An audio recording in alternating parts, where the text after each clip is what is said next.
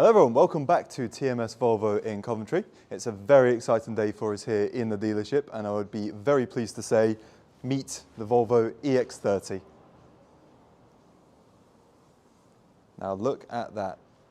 It is quite surreal seeing the car in person. I've had this car as my desktop background for the past 5 or 6 months, ever since I started working at the company. So seeing it in person, all of its lines and contours is absolutely phenomenal. Of course, being a Volvo, packed to the brim with amazing features, and I'm going to run through some of those with you in this video. So first of all, the EX30 is the first car Volvo have released since they've changed the platform. This is a platform designed specifically for electric cars, so the car has been designed from the ground up to be electric from the very start, and it's very telling in the way it's designed. Of course, there's no kind of modifications needed to cover up where there used to be a radiator grille for a combustion engine, for example. So very clean lines at the front of the car. It's using their new Pixel LED technology. Of course, you've still got your full LED main beam and dipped beam as well. You'll notice down towards the bottom, you don't have separate fog lights because that function is integrated with the main headlight functions themselves. So, up at the front of the car, you have a little aero grille at the very bottom. That just provides cooling for the battery pack. Of course, it's quite a large battery, so additional cooling is very useful, and the car automatically modulates its temperatures as and when needed. You do have a full array of parking sensors at the front of the car. Almost didn't spot them there for a second, just because they're so well integrated. You can barely see them against the black of the sort of mouth at the bottom. Really, really nice. Down below the headlights, other aero grills, these designed for cooling the brakes along with just helping the car move through the air as smoothly as possible, avoiding drag. And to go along with that, you've got these really nice 19-inch alloy wheels. So you can see very kind of diamond cut design in terms of the colour schemes, but this centre section here is actually an insert. It's called an aero insert, designed to make the wheels as flat as possible to avoid, again, additional drag. They can be removed, of course, to access the wheel nuts, or if you'd prefer design without, but look really nice on this particular car. The wing mirrors, which we'll focus on more when the car has been unlocked, you'll notice they're a bit smaller.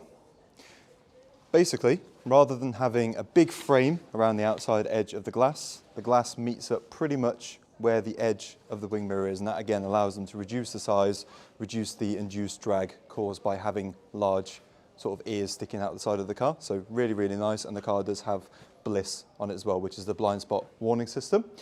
In the EX30, it's been upgraded a bit as well. So previously it was just for rear traffic on the left and right hand sides if you're on a motorway or dual carriageway, but they've got something now called the door opening alert. Basically what that will do is, let's say you've parked up on the side of the street, you're about to open the door and you've got a cyclist coming along on the right or left hand side. It can be a bad situation to get in, and that is how a lot of cyclists do get injured, unfortunately. EX30 will warn you about that. As soon as you're about to crack the door open, it'll warn you if it senses something in its proximity radar, which is again, really handy function, all about safety. To move around to the front here again, as I mentioned previously, it is a fully electric platform from the ground up, and that has allowed them to lower the car's height in terms, especially the bonnet line, as you can see there. If you compare it to something like an XC60, 90 or a 40 even, which is the smallest car up until now, you'll notice the bonnet line, the rake of the bonnet line is a lot steeper downwards, and again, just helps with aero and just making the car have a really nice presence in person. In terms of dimensions, it is a little bit shorter than the XC40 and a little bit less in terms of its height, but doesn't compromise in terms of storage options and, of course, passenger comfort. So I'm just going to whisk around to the driver's door handle. Car does feature keyless entry on the door handle itself. So again, as long as the key's on your person, you can put your hand inside the handle to unlock it, and then you've got this little pad which allows you to press and hold to lock the car. Another really nifty function which has been added exclusively for the new electric cars are these cards, which allow you to press up against the side and the car will automatically unlock. And of course, you can press and hold the card again to lock the car.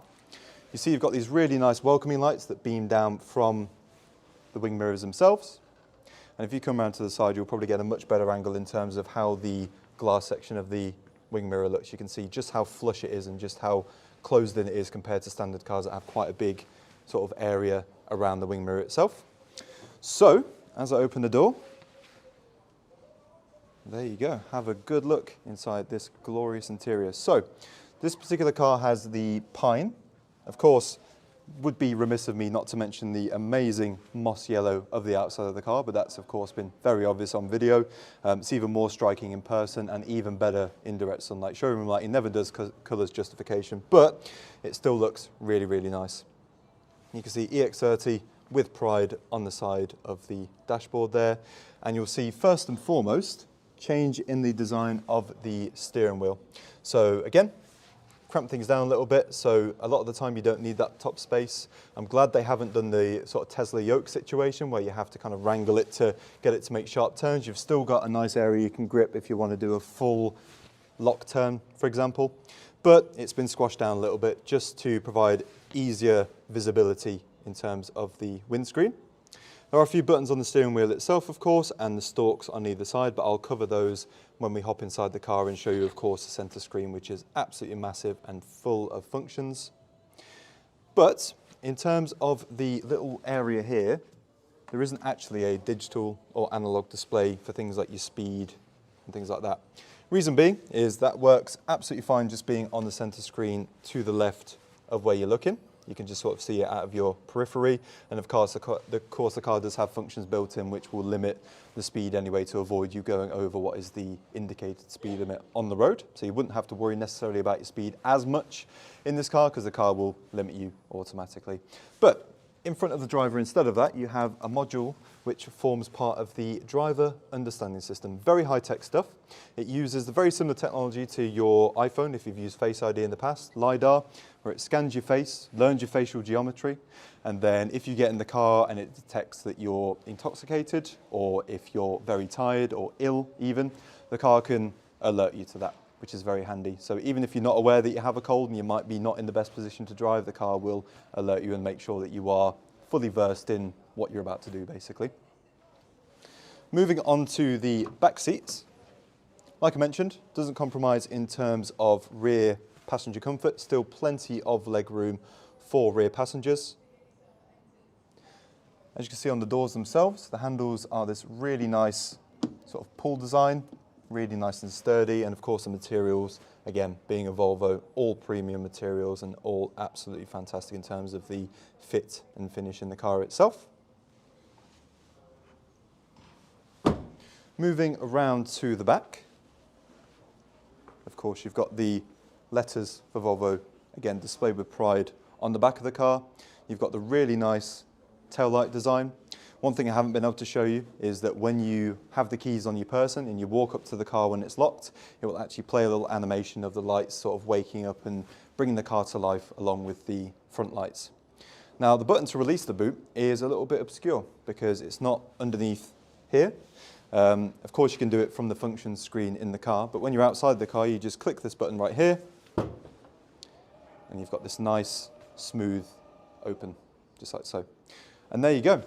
So, much like a lot of the more recent Volvos that provide the option for it, it does have the flexible boot floor.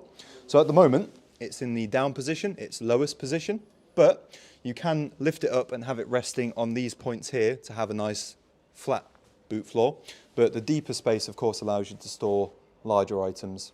Parcel shelf, of course, can still be fully removed and stowed underneath that boot floor, should you need it to.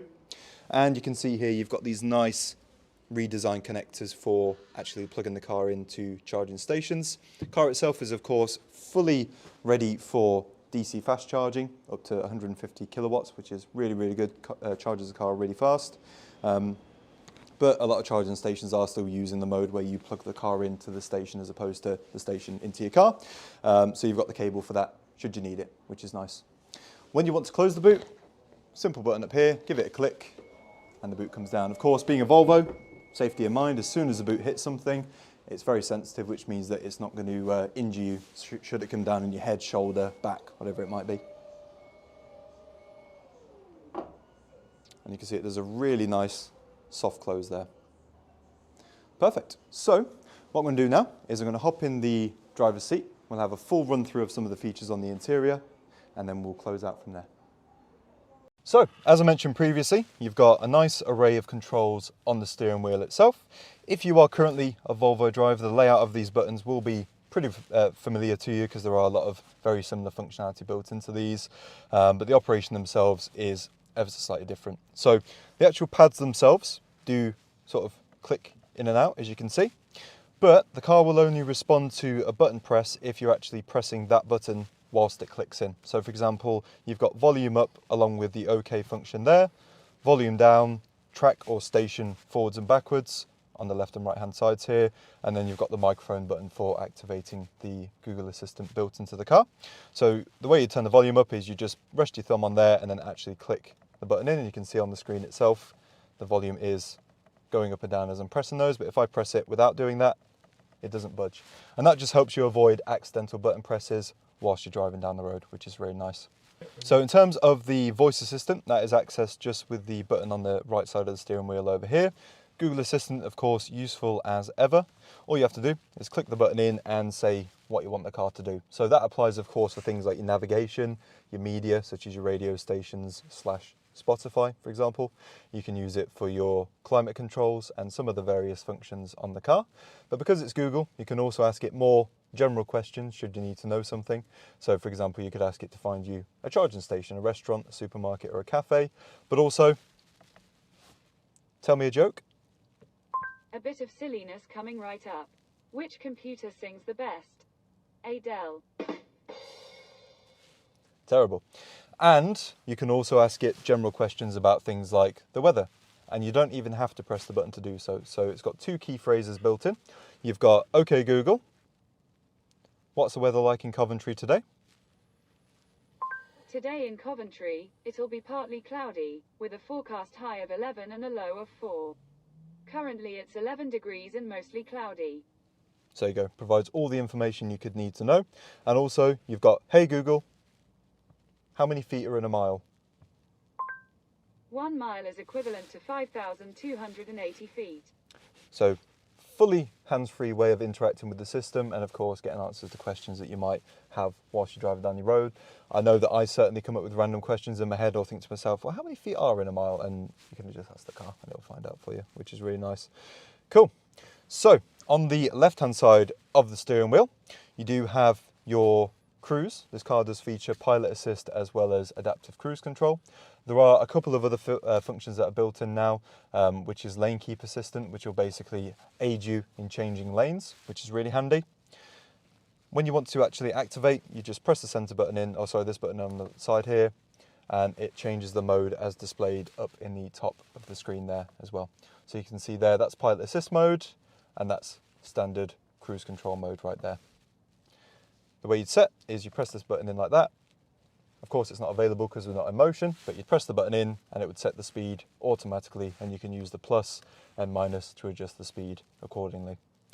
Then the button below that is a menu button, which basically allows you to change the view. So you can see a behind view of the car there, or you can toggle it so it just displays a little icon of the car, and of course any warning messages or alerts will be displayed on the right hand side instead. So nice, easy steering wheel controls. Like I mentioned, for your main functions on the screen, it is a full touch screen, but you can use the voice assistant for a majority of things without having to worry about delving into the screen and pressing buttons, which is nice. One other thing that has changed on this car, of course, is the gear selector itself. So as opposed to it being a central sort of dial or knob down in the center here, it is on the steering wheel stalk on the side here.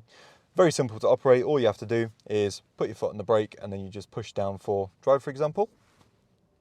You can hear the parking brake automatically wearing off there. For reverse, push it up, and then you can see the cameras come up automatically on the center screen. And then when you want park, you just push in the button on the end of the stalk. Parking brake comes on automatically, and now the car is ready to be locked when you get out. Left hand side is, of course, your indicator stalk. So you do have push down to turn the indicator on. If you want to cancel it, just knock it back the other way. And then the same with the right hand side, it puts it on until you either make the turn or key it back like so. You've got the washers on the end of the stalk right there. So you click that button in and it'll do the front wash. You push it in at the bottom and it does the rear wash as well. And you've also got the option to change the windscreen wiper mode just by pulling and pushing on this stalk as well, which is very handy. Cool. So now the big one, the center screen itself. As I mentioned, because it is still using Google's automotive services, you've still got the benefit of the Google Voice Assistant to aid you with certain tasks, but there are less physical buttons on this interior in general, so a lot of the usual functions that you would have physical buttons for on the right or left hand sides of the steering wheel can be accessed through the screen, nice and simply. So, first and foremost, right in the center of the screen, you'll notice you've got a nice big display for the map showing where we currently are. Of course, because the car is inside, it's noticed that the outside ambient lighting is a little bit darker, which is why it's dimmed the map to the night mode. If you were to pull it outside and it gets into bright sunlight, it would automatically brighten it up so it's much easier to see in daylight conditions. On the map itself, you can see all of the roads actually marked by the patches of colour, and those colours denote the current traffic situation. So you've got down here patches of red, orange, and then green, of course, is for your main big roads that don't have any traffic on them currently. When you want to enter a destination, as I mentioned, you can use your voice assistant right there, but you've also got a nice, easy to use keyboard that pops right up when you tap on the search button at the top of the screen there. So you can just key in what you're looking for. For example, if we're looking for TMS, as you start typing, it brings up suggestions. And ordinarily, it's a very short route in this case, but it would show you the route on the screen itself, and of course presents you with information that you might need to know, such as our rating, opening hours, and of course a phone number that you could just click to call if your phone is paired. Another very useful thing that the electric cars will do is give you an indication of what your estimated charge would be on arrival at the destination, and of course if the journey is longer than the estimated range that you've got left, the car will suggest potential charging stations along the route as well, which is very handy. And of course, just like on your smartphone, you can drag it around with your finger, you can rotate it round, and you can pinch to zoom in and out nice and simply. And just hit recenter, and it goes straight back to where it was.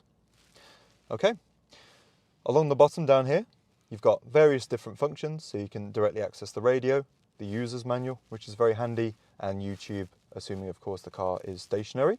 You can view the camera at very low speeds, or again whilst the car is stationary, and you can see directly behind the car it does indicate lines to show where the car is likely to end up based on how you turn in the wheel.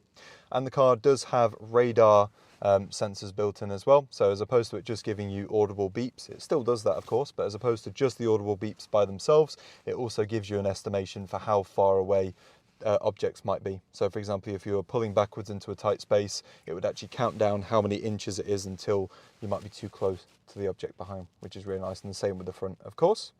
It displays on here as well any kind of incursions on the parking sensors on the diagram of the car, and the same thing with the door opening warning. That would display an image of the car basically warning which direction you might be likely to knock someone off their bike or hit someone if you was to open the door at that situation. In the very centre, you've got another way to access the voice assistant, of course, so the passenger can do it unless they want to use those key phrases that I mentioned earlier. And then you've got some digital buttons down here for different functions of the car. So you've got the boot release, which you can press and hold, and that will start opening the boot just like so. You probably see the shadow on the picture there. And then of course you can press and hold it again to close it. You've got a button down here which will activate max demisting mode for the interior, of course, just activating full blast hot air for the windscreen and windows to demist it or defrost it. And then you've got a button here to release the glove box. Glove box in a slightly unorthodox place. You tap the button and it pops right down there. Plenty of storage for things like the service handbook and any kind of pamphlets you might have gotten with the car. Just like that. You do have some more buttons down at the bottom for your hazards. A menu button down here, which allows you to see a full list of applications installed on the car. Of course, this car is integrated fully with Google, so you can actually go into the Play Store and download additional apps if you want to.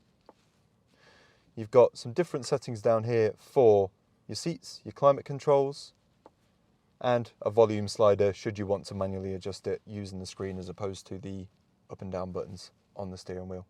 Now, of course, the car does have heated seats and a heated steering wheel. Very nice to have during winter. And you've got independent passenger and driver climate zones, should you want them. If not, then they will just be linked up together, just like this. Cool. You've also got a full climate menu by accessing the fan button on the side there. So this will show you different modes you've got available to you. You've got auto mode, which is the one that we always recommend. It distributes air nice and evenly through the cabin to achieve a nice, even, uniform temperature. You've got manual mode, so you can manually select where the air is coming out, and you can just turn the climate off completely if you don't want air blowing at present time. And you've got a whole myriad of different options around there for changing different modes for the AC, eco, and changing the zones for where the air is coming out. Of course, like a lot of the most recent Volvos, it does feature the automatic particulate filter in its air HVAC unit. So basically it will filter out any kind of bad toxins that might be trying to come in from the outside world, such as nitrous oxide from exhaust pipes and that kind of thing. And the car can also alert you for things like high pollen levels or particularly bad air quality outside the car as well, which is nice. Now, some of the fun ones that you may not have seen before, especially if the EX30 is new to you. One really handy function is you've got different mood lighting modes for the inside called ambience. So at the moment, we're in the Nordic Twilight mode. So you can see there you've got various different colours stretching around the interior. There's also lights on the undersides of the armrests. And of course, that extends all around the inside of the cabin. You've got various modes. You've got off, which just turns them on to the default white light. You've got forest bath, which is basically nice green lights. And for each of these modes, there is also ambient sounds that can be played alongside them. So if I key the volume up a bit, you can hear the car making soothing ambient noises to accompany the forest lighting and display there. You've got similar with Archipelago, which is probably my favourite because it plays sea noises. You can't beat the sound of waves crashing on the shore. Midsummer, probably a nightmare for you pollen sufferers out there, but still a really nice general ambience inside the car. Nordic Twilight, which is basically designed to look like a beautiful sunset in a Scandinavian country. Play some very nice ambient sounds there. And finally, Northern Lights, which is probably my second favourite one. And of course, Aurora Borealis is something you very commonly get up in Sweden. Very jealous of them up there, but you've got a kind of replication of that on the car screen as well. And like I mentioned, each one does have their own accompanying sounds, which is very nice. Moving back to the home screen. At the top of the screen, as I mentioned, instead of a driver gauge cluster area, you do have different readouts for what the car is currently doing. So your speed appears on the left-hand side, your gear mode right there, and all the other lights such as your current light settings, indicators, full beam, all appears right at the top of the screen there. So it's very easy to see what's going on inside the car. Now, rear view mirror has been altered slightly. You can see it's got this really nice clear surround on it as opposed to the black it used to have previously. Of course, it does still automatically dim if you've got somebody in your rear view mirror that's got their full beam on, and it also does the side mirrors as well.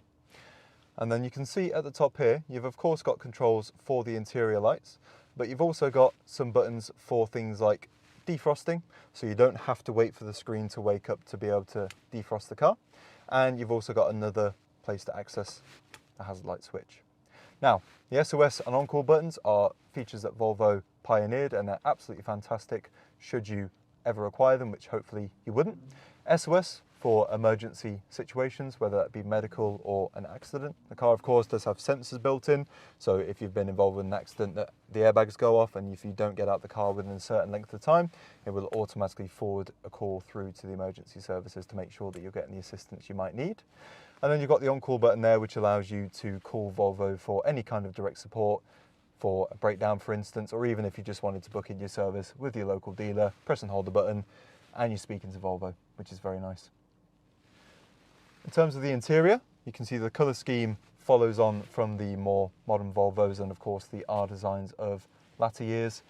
You've got full black on the interior here to match the lovely charcoal of the steering wheel and various accents around the interior such as the dashboard. And then one of the best features, to basically allow for extra storage space, they basically remodeled the entire interior around saving space in any way they could. Of course, with it being a smaller car, they didn't want to compromise passenger leg room in the rear, but they didn't want to make it a cramped cabin area for front passengers. So, in the centre here, you've got your window switches. At the moment, they're in front window mode, so if I was to push these up and down, it will adjust the front windows.